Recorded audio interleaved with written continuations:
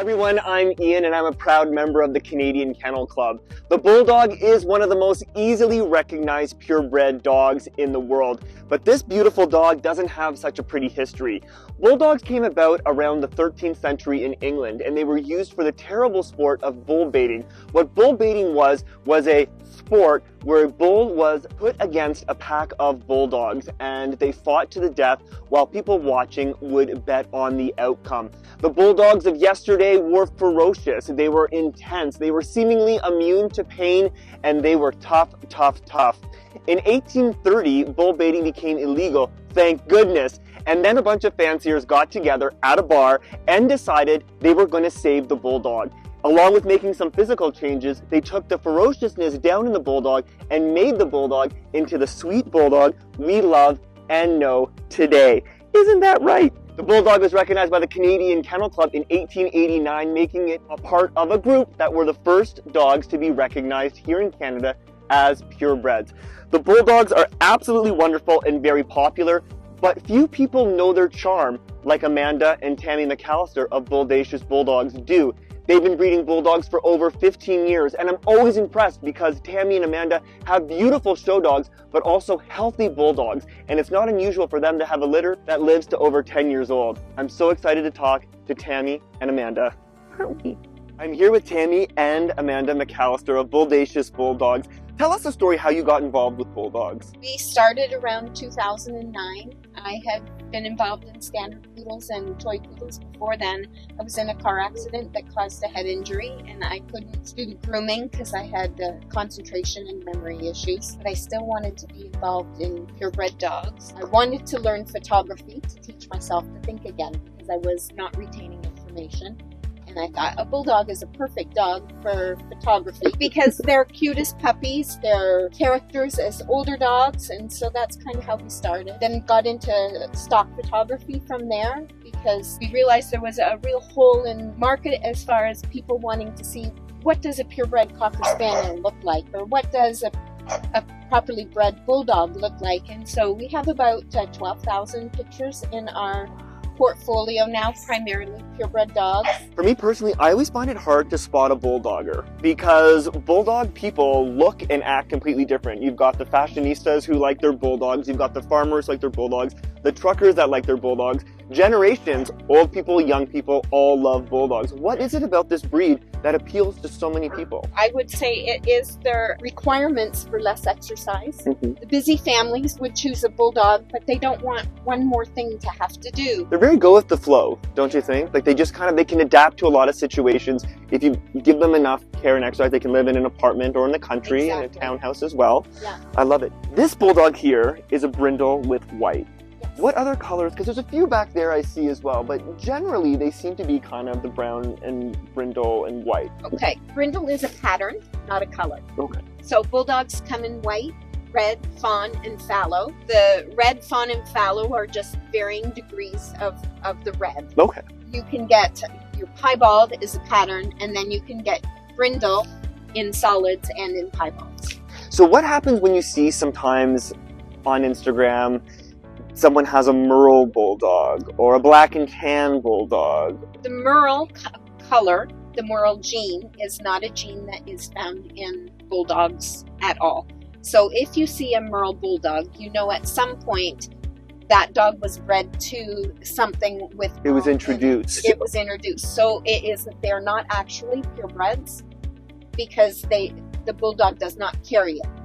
Over the years, we have had a bulldog that had a blue eye, one brown eye, and it is a disqualifying fault in the breed. So you don't sell that puppy and charge more for it as unique and rare. You sell the puppy. It's a perfectly healthy, normal puppy, but it's not breeding stock. It goes to a pet home. It goes to a pet. Well, I hate to interrupt this interview so early on, but it's time to play Bulldog True or False, because this breed has a lot of lovers, but it also has a lot of critics. So let's get right into it. I'm going to start with the first question, and you guys tell me whether or not this is true or false. The first statement I'm going to give you is bulldogs aren't intelligent. True or false? False. They're stubborn, but they are very intelligent and very trainable with the right motivation. What motivation do you find works best with your bulldogs, or is it individual entirely? Mostly cookies. They like their bellies.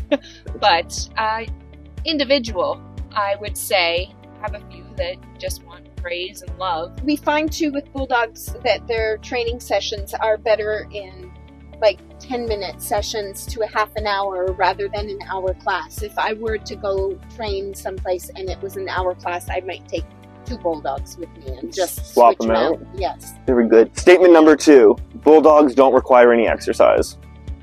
False. False. They don't require the same amount of exercise that, say, a lab would require, but they still need their regular walks or outside time to stretch their leg. Moderate weather. Nothing too hot, nothing too cold. Weather and pools and summertime, true or false, bulldogs can't swim. Loaded question. Some can, some can't. Generally, boys cannot swim. They're too heavy in the front. Oh, so it's a kind of their center of gravity, they can't. They tip forward Okay. and they go down. Head down, and they don't even try to swim. Oh no. Females, a little bit better swimmers. I've seen lots of females wakeboard without life jackets, but for us, for selling puppies and placing puppies with families, we would never sell a puppy to a family that doesn't have a secure fenced-in pool, and we would ask for a picture of it. Absolutely, and you want to make sure that when they're at the beach or on a boat that they're wearing a good quality life jacket as well. And mostly at the beach and on the boat is not the place for a bulldog. If you want a beach dog or a boat dog, get a polar or get a different breed, because they don't like sitting in the sun. They don't like being at the kids' baseball games. They are a fair weather dog. Not too hot, not too cold for a bulldog. Not too cold. True or false, bulldogs can't breathe properly. Okay, so this is a little bit of a complex statement. It's multifaceted. You're talking about conditioning. You're talking about nares. You're talking about palates. You're talking about tracheas and saccules. So many factors go into whether or not a bulldog can breathe properly.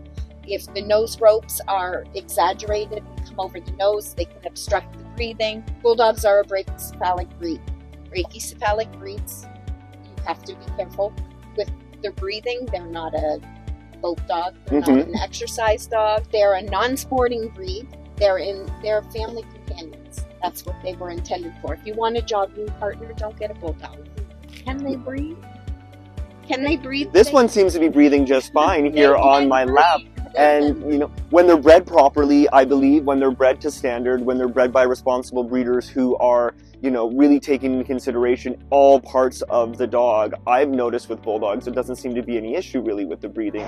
But when and then when you have people who are irresponsibly breeding bulldogs, I find that's when you get into problem. When people who are just trying to make money and they ignore prevalent and obvious issues with the dog's respiratory system, and then they breed to another dog that could have a problem, then you end up with puppies and generations of dogs with problems. And the media itself has not done the bulldog any favors, because generally when we see a bulldog in the media, it is an exaggerated cartoon version of the breed. The only place in the breed standard that it says that they're heavily wrinkled is on their face. They're not supposed to be overdone and oozing with skin. That's just not what they are. They're athletes. True or false, bulldogs require special skin care. They do, but I would think that a lab or a husky, say, with a double coat, it requires special coat care. Your naked breeds or your hairless breeds, they require special skin care. Bulldogs, you gotta wipe their wrinkles out and be on top of it. Ear infections, same as any breed that has a hanging ear. Allergies, I think, are more prevalent in all the breeds right now, not just in bulldogs. I think it's unfair to direct all that is a bulldog thing. You're just saying, so basically to go over the wrinkles regularly, make it kind of a daily chore to just clean out the wrinkles. Would you use like an unscented baby wipe? Or? That's exactly it. And nothing has to be, the equipment doesn't have to be expensive. It just has to be regular. Regular. I love that. Now let's talk about the health of bulldogs. What health issues are prevalent in bulldogs? And I know it's going to vary from a poorly bred bulldog to a responsibly bred bulldog, but what do you see and what are you testing for? The Orthopedic Foundation for Animals, they have set tests for each different breed. And in bulldogs, the things that make up our tick testing, which is your minimum testing required in each breed. Chick testing for a bulldog is cardiac, patellas, and tracheas. And beyond that, we have thyroid, hips, and elbows. We have a few bulldogs over the years that have passed hips, but it is not uncommon to see moderate hip dysplasia in a bulldog. They're not field dogs, so they're not out doing it. We had a bulldog that was 10, and it was how we got into health testing. We x-rayed her, and she actually had no hips. Wow. No balls and no sockets. She lived to be 9 years old and died from something completely unrelated. They can thrive. It's not ideal. It would be a dog you would want to breed, but it is not a life sentence for a bulldog to have hip dysplasia. Just recently, we started a new pilot program for brachiocephalic obstruction airway syndrome. Yes, that was at the Scarborough Kennel Club. So we participated in that with 3 of our own bulldogs. We had 2 that were 1s and 1 that was a 2. A 0 is perfect. 1 is mild, but still a pass. Then you have a 2, which is still, they say it's okay to go ahead and breed a 2, and a 3 would be not meant for breeding. I feel like there's a lot of ironing out to do to get the testing consistent, because when you go to a show, it's got a lot to do with the anxiety of a dog that is at a show, because each dog reacts different to having somebody buy it, whether or not it is the doctor's walking the dog or you walking the dog yourself, which it can also affect how a dog reacts to it, speed. Like there's just, I think there's just a lot of variables, but I'm totally on board. I think it's great that it's coming. I think a lot of people in the brachycephalic breeds are really excited about this, because I think once we get the testing, into a lot of different kennel clubs and areas, a lot of really good breeding decisions can eventually be made. So I think it's a step in the right direction, definitely. And I agree completely with what you said. It's allowing you to use these tools to make better breeding decisions. It's not a door slamming shut. So it's just being smart about how you make your choices. Now complete this sentence for me. A good bulldog owner is someone who? Not expecting a golden retriever. Or perfect, because there is no perfect. They're in any breed, even in mixed breeds, there's no perfect. And on that note, to complete this sentence, a bulldog might not be for you if you want a jogging partner, if you want a hiking partner, but if you want a dog to go on a 1 kilometer evening walk with you, sure. You want a dog that goes with the flow and is easygoing. I think what's great about bulldogs, in my opinion, is everyone I've met is super sweet, but has just enough sass to keep things interesting at all times. I find they've got large personalities to match their adorable little faces, and everyone has a different bit of an attitude. And I just think that's so endearing about bulldogs. Can you tell everyone, if someone is interested in learning more about your kennel or purchasing a puppy from you, what's the best way to get a hold of Bulldacious Bulldogs? The Bulldog Club of Canada has a fantastic website that lists all the breeders in Canada by province. Our recommendation whenever we get contacted is always to go and visit a couple different kennels, because we all do things a little differently. There isn't one right way, there isn't a wrong way. It's just having families find the breeder that suits their vibe. So not only do you want to make sure you're connecting with a breeder who has great, healthy, happy dogs, but someone you vibe with as well. Exactly. Thank you so much for talking with us today, Tammy and Amanda McAllister of Bulldacious Bulldogs. Can you let everyone know how to get in touch with you in your kennel? Best place to find us is to go visit our website at www.bouldaciousbulldogs.com. You guys were great.